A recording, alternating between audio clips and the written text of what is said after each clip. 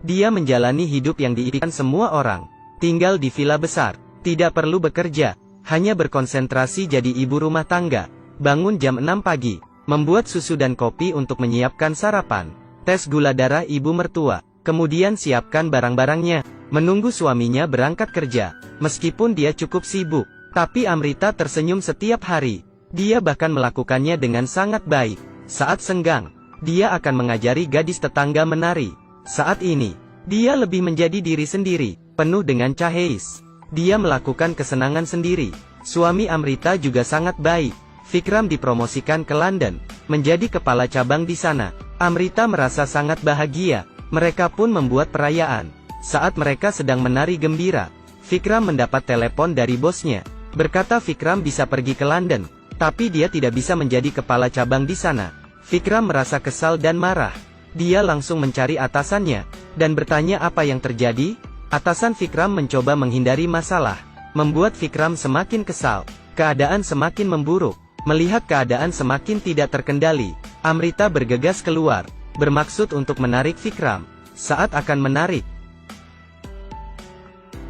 Vikram menghela nafas, berbalik dan pergi. Hanya Amrita yang berdiri sendiri di sana. Semua mata tertuju kepadanya. Kekhawatiran keluarga, gosip teman, tidak ada yang salah. Mereka melanjutkan pesta. Amrita kaget dan masih berdiri, seperti terong beku, seolah waktu telah berhenti. Dia tidak pernah berpikir, di depan umum, suaminya akan memukulinya. Dia berjalan ke atas dengan putus asa, ingin menenangkan diri, tapi mertua Amrita masuk. Ayo, tamu di luar. Apa yang akan mereka pikirkan? Wanita harus kuat. Setelah selesai melayani tamu, Amrita duduk sendiri di ruang tamu. Hatinya sangat kacau. Keesokan harinya, cuaca cerah. Amrita masih sama, membuat sarapan dan mengukur gula darah. Semua orang tidak mengungkit masalah tamparan itu. Dia seperti kehilangan semangat. Waktu pun berlalu. Ketika Vikram mengonfrontasinya lagi, tidak meminta maaf, malah memberitahukan keluhan soal pekerjaannya. Tapi Amrita hanya terdiam, menunggu keluarganya. Tapi tidak ada lagi senyum di wajahnya. Vikram yang masih tidak ingin meminta maaf. Semua orang hanya memikirkan diri sendiri. Sudahlah, ibu mertua dan tetangga membujuknya. Bahkan ibunya sendiri berkata, suami istri bertengkar itu hal yang wajar. Amrita pun mencoba bersabar. Hari-hari pun dilewatinya. Tapi saat larut malam, Amrita melihat fotonya sendiri, berdiri di podium dengan semangat tinggi. Amrita seperti kesurupan. Bahkan sampai hari ini, dia masih mengantar suaminya kerja. Saat dia membersihkan kamar, spray sepertinya menentangnya. Sulit untuk dirapikan. Saat menarik spraynya, dia mengingat kejadian malam itu. Lampu terjatuh. Amrita juga jatuh ke lantai. Dia merasa kacau. Kemudian menangis. Mengapa jelas-jelas yang salah suaminya? Tapi dia yang harus menahan semuanya. Matanya lesu. Amrita akhirnya membuat keputusan. Dia ingin pulang ke rumah orang tuanya. Tapi Vikram berkata, hanya sebuah tamparan. Amrita yang sudah bertekad, akhirnya langsung pulang ke rumah. Di hari-hari berikutnya, kehidupan Vikram menjadi sangat kacau. Dapurnya berantakan. Vikram tidak bisa mengukur gula darah ibunya.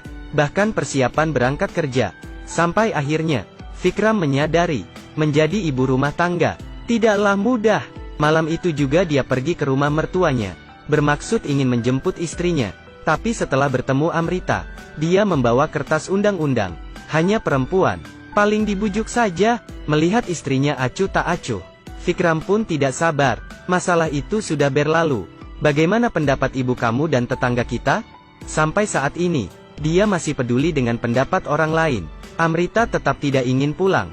Dia mulai mengeluarkan keluhannya. Terus-menerus berkata dia menderita. Dia bahkan lupa dengan jasa istrinya. Amrita menatap suaminya dengan mata yang besar. Suaminya bertingkah aneh. Dia menjadi frustasi, langsung mendekati wajah Amrita. Kalau tidak, kamu juga tampar wajahku. Cukup adil kan? Amrita pun berdiri dan pergi. Percakapan berakhir dengan sedih. Memohon tidak efektif. Vikram pun mencari pengacaranya. Karena pengacaranya cukup hebat. Istrimu harus pulang saat ini juga. Amrita juga terpaksa mencari seorang pengacara. Pengacaranya dengan cepat memberikan solusi. Pertama pulang, kedua pisah, ketiga bercerai. Amrita akhirnya memilih bercerai. Pengacaranya tercengang. dan bertanya, hanya karena sebuah tamparan? Ini tidak masuk akal. Reaksinya Amrita membuat pengacaranya kaget. Apakah orang yang tidak ingin ditampar bersalah? Hanya sebuah tamparan? Dia seharusnya tidak menamparku. Kata-kata ini membuat pengacaranya kaget. Dia tenggelam dalam pikiran. Dia melihat fotonya sendiri, bertahan di rumah tangga yang tidak bahagia ini. Pengacara Amrita adalah tipikal orang sukses. Memiliki pekerjaan dan pernikahan yang baik. Suaminya sering memperingatinya, bila tidak ada saya, kamu tidak akan menjadi hari ini. Dia akhirnya memenangkan kasus besar. Suami hanya bisa menuangkan air dingin. Semua karena dukunganku. Kamu baru bisa memenangkan sidang. Mengingat semua ini, pengacara Amrita memutuskan untuk membantunya. Saat ini, dia bukan lagi seorang pengacara, tapi dia membantunya sebagai seorang wanita. Dia dengan cepat menyusun surat dakwaan. Setelah Amrita membacanya, Amrita sangat tidak setuju. Ternyata isi dakwaannya, Vikram harus membagi setengah hartanya.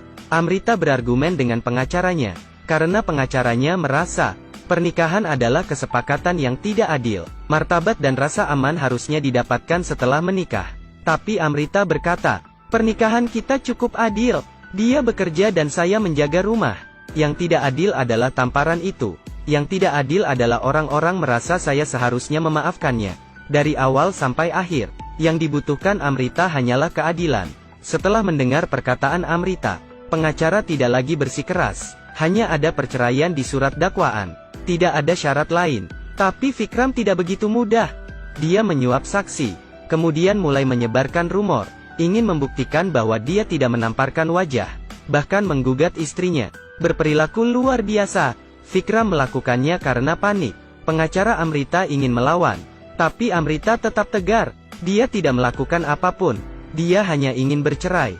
Tapi keberuntungan mempermainkannya. Dalam proses perceraian mereka, Amrita hamil.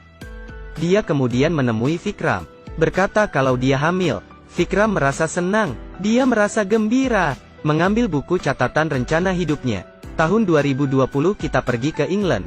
2020 saya akan menjadi ayah. 2022 sekali lagi saya akan menjadi ayah. Hari ini dia baru saja mendapatkan posisinya kembali. Dia mendapatkan posisi di London. Istrinya juga telah hamil. Sepertinya keadaan telah kembali. Tapi dia yang sangat gembira. Menyadari bahwa istrinya melepas cincin kawin, Vikram pun menjadi marah. Dia menuduh istrinya telah berubah. Hal ini akan membuat sebuah keluarga menjadi hancur. Vikram bahkan mengancam, saya tidak akan membiarkan kamu membawa pergi anak saya. Lebih baik kamu bersikap baik. Amrita menatap pria di depannya dengan tak percaya. Tidak ada lagi cinta di matanya. Mereka melakukan negosiasi lagi. Pasangan ini duduk di kedua sisi meja, seperti orang asing. Vikram akhirnya berkata, dia setuju bercerai. Vikram juga akan memberikan rumah dan mobil. Tapi anaknya harus tinggal bersamanya. Amrita semakin kecewa padanya. Dia pun bangkit dan pergi. Meskipun kamu mengusulkan untuk membeli bayi dari saya. Tapi maaf, ini tidak untuk dijual. Keduanya benar-benar putus. Di pesta promosinya, atasan mencarinya dan mengajaknya berbicara. Kamu tidak seharusnya memukul istrimu. Kamu marah padaku. Kamu bisa memukulku? Setelah mendengar perkataan dari atasannya, Vikram tenggelam dalam pikiran. Beberapa hari kemudian, ibu mertua mengadakan pertemuan doa untuk cucunya. Amrita ikut hadir. Dia menggenggam tangan mertuanya, mengingatkan padanya untuk makan lebih sedikit gula, harus lebih menjaga diri sendiri. Mereka akhirnya menangis bersama. Mereka tidak rela melepaskan Amrita. Mertuanya sangat mencintainya. Tapi tamparan dalam pesta itu membuat Amrita melihat dengan jelas. Ibu mertua hanya menyayangi menantu, tapi bukan dirinya. Yang lebih parahnya, setelah malam kejadian tidak ada yang datang melihatku. Tidak ada yang memberitahukan Vikram kesalahannya. Walaupun ada yang mengatakan dia bersalah, tapi kalian malah membujukku untuk melupakannya. Amrita berkata sambil menangis. Semua orang yang hadir terdiam. Vikram tidak mengatakan sepatah kata pun. Setelah mendengar semuanya, mertuanya pun memeluknya, lalu berkata, ini bukan salahmu. Ini adalah salah kami sebagai orang tua. Kami tidak pernah mengajari anak kami untuk tidak memukul orang. Ini juga kesalahan orang tuamu. Mereka memintamu tetap diam. Akhir dari cerita film ini, dia dan Vikram akhirnya setuju untuk bercerai. Vikram akhirnya menyadari kesalahannya, meminta maaf atas tamparan itu. Pengacara Amrita memilih untuk menceraikan suaminya. Berhenti mendengarkan pria ini, yang menghina dan membuatnya tertekan. Film hanyalah mikrokosmos kehidupan. Pemeran utama di film ini, akhirnya memiliki cerita akhir yang bahagia. Tapi India dari pandangan luar, masih banyak wanita